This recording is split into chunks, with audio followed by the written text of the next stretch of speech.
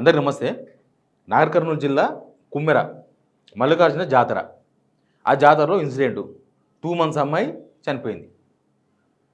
ఇదంతా వేరే వేరే ఎవరికి అవసరం ఉన్నట్లుగా వాళ్ళు దీన్ని పోర్ట్రేట్ చేసే ప్రయత్నం చేస్తున్నారు. ఎవరి రాజకీయ అవసరాల కోసం వాళ్ళు దీన్ని రకరకాలుగా మలుపుతూ ఉన్నారు. బట్ నేను కొంత సమాచారం సేకరించిన. మా జిల్లానే కాబట్టి కొంచెం తెలిసిన వాళ్ళతో మాట్లాడి అసలు ఏం జరిగింది, వాట్ ఈజ్ వాట్, అసలు దీనికన్నా ముందేమన్నా పెద్ద గొడవ జరిగిందా, లేకపోతే ఊళ్ళలో ఏమైనా పంచాయతీలు ఉన్నాయా వీళ్ళకు వాళ్ళకు, ఇట్లాంటివన్నీ జరిగింది మాత్రం చాలా ఘోరం. సరే, ఒక్కోసారి ఆవేశాలకు లోనవుతారు. బట్ 2 నెలల అమ్మాయిని పడేసిండ్రు, తొక్కిండ్రు అని ఆ అమ్మాయి తల్లిదండ్రులు చెప్తున్నారు. పోలీసు వాళ్ళు దీనిలో కొంత పక్షపాతంగా వ్యవహరిస్తున్నారు, దానిలో ఏం డౌట్ లేదు. పోలీసు వాళ్ళు వీళ్ళ మీద కేసు పెట్టకుండా ఎవరైతే బాధితులు ఉన్నారో వాళ్ళ మీద కేసు బుక్ చేసిండ్రు. ఇదంతా పెద్ద ఇప్పుడు రచ్చ. అసలు దాని బ్యాక్గ్రౌండ్ ఏముందో మీకు చెప్పే ప్రయత్నం చేస్తా. ఎమ్మెల్యే రాజేష్ రెడ్డితో కూడా మాట్లాడదాం మనం. ఎందుకంటే రాజేష్ రెడ్డి గారు అక్కడ ఎమ్మెల్యే ఉన్నాడు, కాంగ్రెస్ అయినా, ఇప్పుడు సర్పంచ్ కూడా కాంగ్రెసే. మరి కాంగ్రెస్ కాబట్టి పోలీసులు సేవ్ చేసే ప్రయత్నం చేసిండ్రా, మరి ఎమ్మెల్యే హస్తం ఉందా దీనిలో ఏమన్నా వీళ్ళని సేవ్ చేసే ప్రయత్నాల్లో సర్పంచ్ వాళ్ళని, ఇట్లాంటి అన్ని విషయాల మీద కూడా రాజేష్ రెడ్డి గారితో మాట్లాడదాం. అంతకన్నా ముందు సబ్స్క్రైబ్ చేయండి, షేర్ కూడా చేయండి. మనం ఎప్పుడు వార్తను ఒక సైడ్ కాకుండా 2వ సైడ్ చూసే ప్రయత్నం చేద్దాం ఈ వీడియోలో. ఇంకో ఇక్కడ కనిపిస్తున్న చాలా బాధాకరమైన సిచ్యువేషన్. వాళ్ళు ఎవరైనా సరే గుడికి ఎందుకు వస్తారు? మేము బాగుండాలి, మా ఫ్యామిలీ బాగుండాలి, ఇంకా కొంచెం బ్రాడ్గా పోతే సమాజం బాగుండాలి. 2 నెలల అమ్మాయిని తీసుకొని వచ్చారంటే వాళ్ళు చాలా హ్యాపీగా టెంపుల్కు, మల్లికార్జున స్వామి టెంపుల్ జాతర శివరాత్రి రోజు స్టార్ట్ అవుతుంది, అక్కడ నడుస్తుంది. వచ్చిర్రు 2 నెలల అమ్మాయిని అని అంటే వాళ్ళు చాలా సంతోషంతో వచ్చి ఉన్నారు, డౌట్ ఏం లేదు దానిలో. కానీ అక్కడ టికెట్ దగ్గర గొడవ జరిగింది. యాక్చువల్గా ఆ ఊరోళ్ళకు అక్కడ కుమ్మరి జాతర అంటే ఆ ఊరోళ్ళు మాత్రమే పోరు, మొత్తం జిల్లా వ్యాప్తంగా పోతారు. నాగర్ కర్నూలు జిల్లా వ్యాప్తంగా ఉన్న వాళ్ళు చాలామంది పోతారు. ఆడికి పోతారు, ఆ దర్శనం చేసుకుంటారు మల్లికార్జున స్వామిని. ఆ ఏరియాలో ఫేమస్ జాతర అది. అయితే లోకల్ వాళ్ళకు టికెట్ లేదు అని, అది ఎండోమెంట్ కింద లేదు గుడి, ఆ టెంపుల్కి సంబంధించిన కమిటీ సపరేట్గా వాళ్ళు డిసిషన్ తీసుకున్నారట. ఓకే, తీసుకున్నప్పుడు ఇప్పుడు వీళ్ళు పేరెంట్స్, వీళ్ళ ఆ ఊరోళ్ళే, వీళ్ళ మదర్, వీళ్ళ అత్త, వీళ్ళందరూ ఉన్నారు గుళ్ళ. ఎవరో టికెట్ అడిగిరంట, 100 రూపాయల టికెట్ అడిగితే మేము ఊరోళ్ళమే కదా, టికెట్ తీసుకోలేదు అంటే, అదేది టికెట్ తీసుకోవాలి అన్నారంట. మాకేం టికెట్ అయ్యా, అసలు ఈ గుడికి సున్నం వేసిందే మేము అని. వాళ్ళు రజకులు కదా ఊళ్ళలో, ఆ వృత్తి వాళ్ళు, ఈ గుడికి సున్నం వేసిందే మేము ఎందుకు టికెట్ తీసుకోవాలని ఆ పెద్దమ్మ మాట్లాడిందంట. మాట్లాడిన తర్వాత వాళ్ళ కొడుకు చెప్పిందంట, వీళ్ళు టికెట్ అడుగుతున్నారు అది ఇదని. ఆడనే మాట పెరిగింది. ఆడనే పెద్ద ఆడ ఎవరున్నారంటే ఇప్పుడు రామరెడ్డి అని సర్పంచు ఆయన అనుచరులు ఎవరో శ్రీనివాస్ రెడ్డి, ఇంకో రెడ్డి ఎవరో, తర్వాత వాళ్ళ బామారిది సంతోష్ రెడ్డి అంట.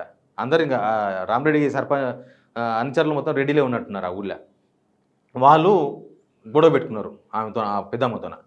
గొడవ పెట్టుకుంటే వాళ్ళ కొడుకు చెప్పింది. వాళ్ళ కొడుకు వచ్చి కూడా గొడవ పడ్డాడు.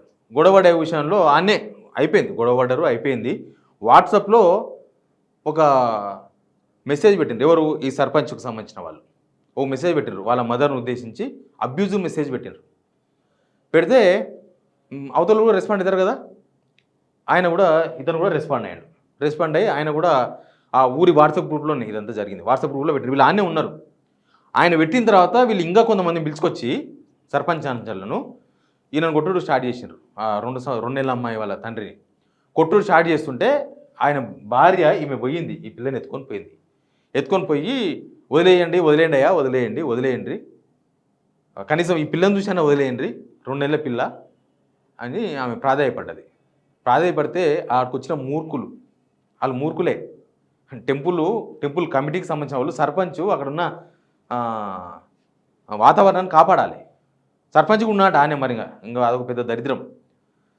ఆడున్న వాతావరణాన్ని కాపాడి ఊరి సర్పంచ్ గొడవలు కాకుండా చూడాలి.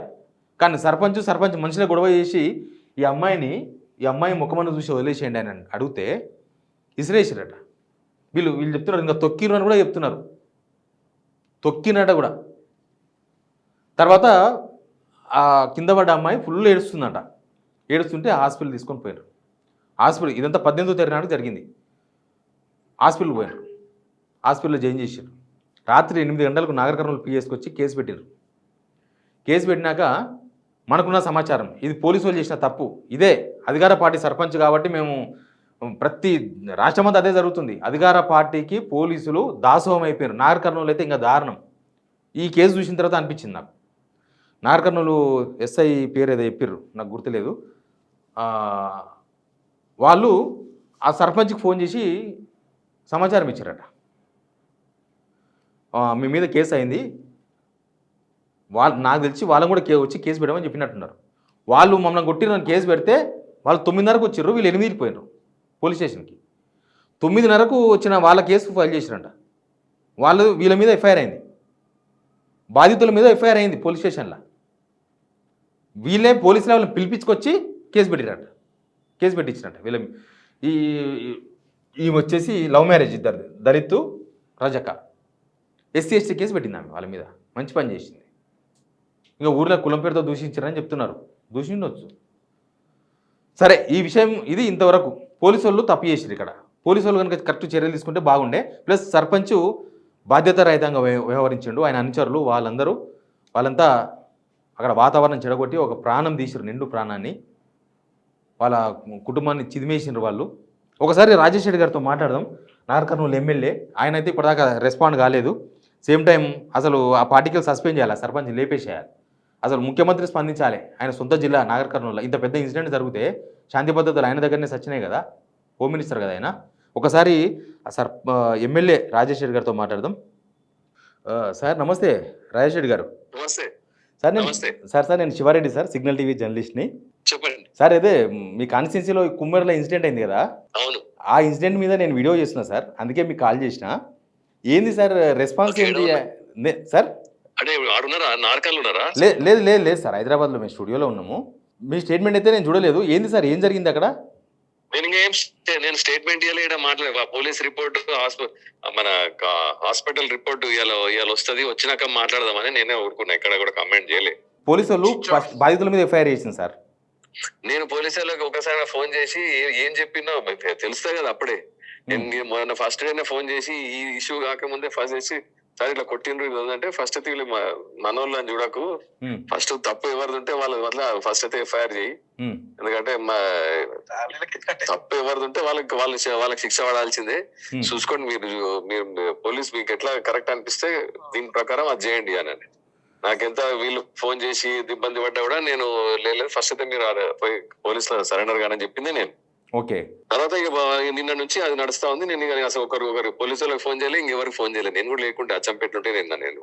Okay okay sir, thank you.